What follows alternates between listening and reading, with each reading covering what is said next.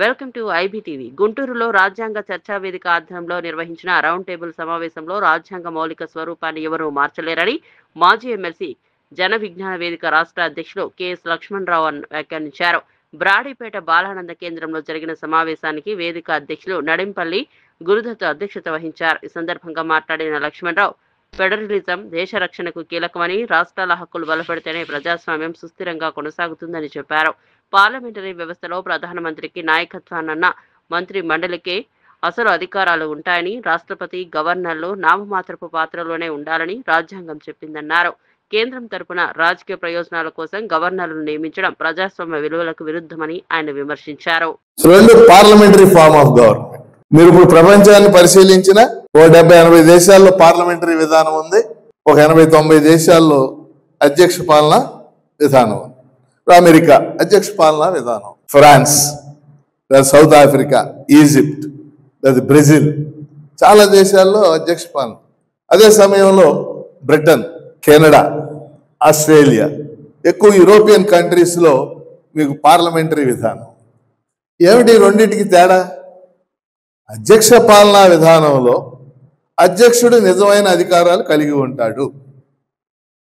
Parliamentary విధానంలో ప్రపంచంలో ఎక్కడైనా సరే ప్రధానమంత్రి నాయకత్వాన్ని ఉండే మంత్రి మండలి నిజమైన అధికారాలు కలిగి ఉంటారు. ఇది మెయిన్ తేడా. ఇంకా చాలా ఉన్నాయి కానీ అన్నిటి జోలికి నేను ఈ రెండిట్లో ఏది పెట్టాలనో పెద్ద డిబేట్ జరిగింది. కేఎం మున్షి లాంటి వాళ్ళు మనం బ్రిటిష్ వాళ్ళతో పోరాడి తెచ్చుకున్నాం, అసలు వాళ్ళ వ్యవస్థ మనకెందుకు, వాళ్ళదంటే పార్లమెంటరీ విధానం.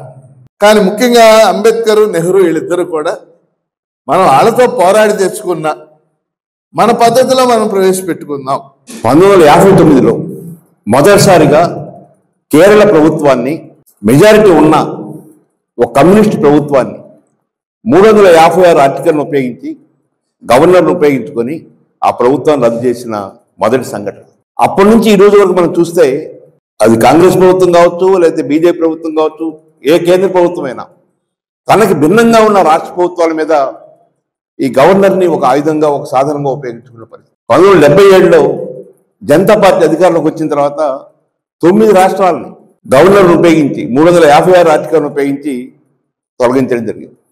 మళ్ళీ 80లో కాంగ్రెస్ పార్టీ మళ్ళీ అధికారంలోకి వచ్చిన తర్వాత మరొక 9 రాష్ట్రాలని, రాష్ట్ర ప్రభుత్వాలను తొలగించడం జరిగింది. ఆర్టికల్ 143 ప్రకారం మనకి అందరికీ తెలుసు, ప్రెసిడెంట్ గారికి ఎప్పుడైనా సరే పబ్లిక్ ఇంట్రెస్ట్ మీద, ఒక ఇంపార్టెంట్ ఆస్పెక్ట్స్ మీద ఏదైనా రిఫరెన్స్ ఇస్తే సుప్రీంకోర్టు ఆ విషయం మీద అవగాహనలోకి తీసుకుని ఆ రెఫరెన్స్ని ఒక కాన్స్టిట్యూషనల్ బెంచ్, అంటే 5, 7, 9 ఇట్లా కాన్స్టిట్యూషనల్ బెంచ్కి రిఫర్ చేస్తూ ఆ విషయాలనేమో డిసైడ్ చేయడం అంటూ జరుగుతుంది.